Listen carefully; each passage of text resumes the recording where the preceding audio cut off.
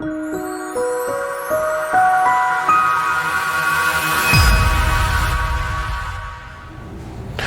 back to Viata International Academy. It is Teacher Carl here again, and in today's lesson we're going to be looking at how we talk about your hometown. Now, as we all know, Adele, she loves her hometown. She loves nothing more than to sing about her hometown.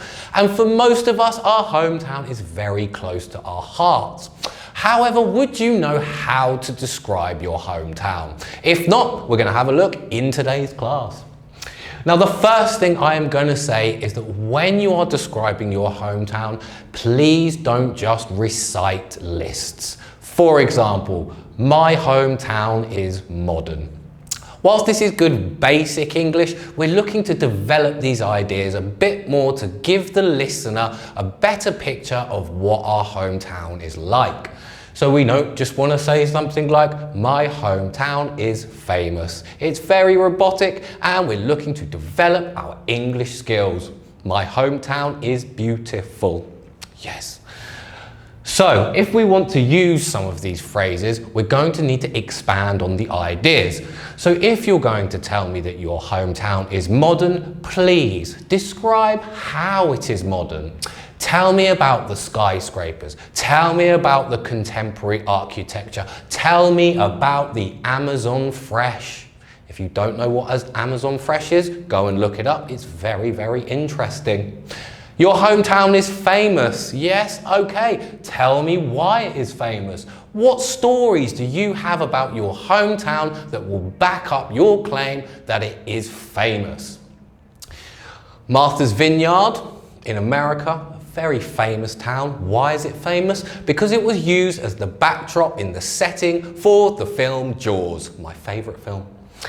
And finally, my hometown is beautiful. Well, that's very nice, but how is your hometown beautiful?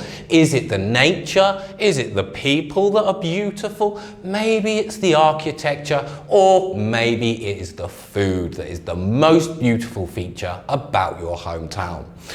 So with the adjective, it's best to develop on this idea. Now, the first place to start when you're talking about your hometown would be the landmarks. Every town in every place up and down the country, all over the world, has a landmark, whether it be very, very small or whether they have a lot. A landmark is a focal point in your hometown, a significant building perhaps, in which everybody knows about. So some examples of a landmark.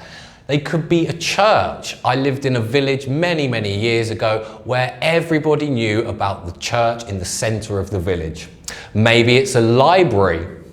Maybe a town hall, not the most exciting place. However, maybe it's a very historic town hall and it has lots of architecture and features dating back in history.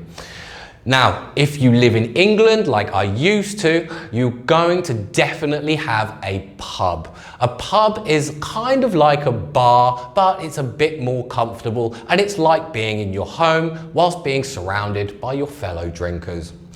Most places have a town square, or maybe there might be a sculpture or some kind of construction that you have in your town, maybe of a famous person that you can use as a reference point. So the best place to start is to talk about a landmark. Once you've identified a landmark, you're going to want to describe it to the best of your ability. So let's have a look at some examples of how we can do this. So let's take a church. If my hometown has a very old church in the centre, I never go there, but I can always hear the bells ringing on a Sunday. There is a cemetery next to the church, and at night the cemetery is very, very creepy. What about if I had a nice library? I might say that we have a nice library in our town.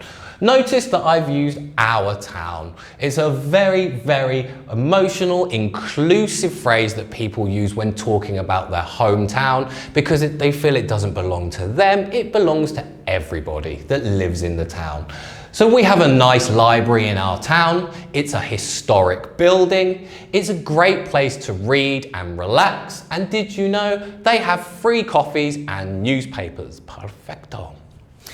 So if you notice the difference between these and these, what I am doing is identifying the landmarks, making observations about these landmarks. And this is what will make a good description of your hometown. Let me tell you about my hometown in England, although I don't live there anymore. There is a pub called the Red Lion, and it's a fairly quiet place. Most of the regulars are old men, and they're always complaining about the news or talking about football. The pub serves food all day, and they have annual summer fetes and annual Christmas parties. So instead of just saying there is a nice pub, I can go on to observe the pub, talk about its features and use some adjectives to describe the place. And that's what we're trying to do when talking about our hometown. We're looking at landmarks or specific places, and we're going to look to elaborate on a basic description. So that completes talking about our hometown. If you have any comments, leave them in the section below, particularly about your hometown. I would love to read them, and I will see you in the next class.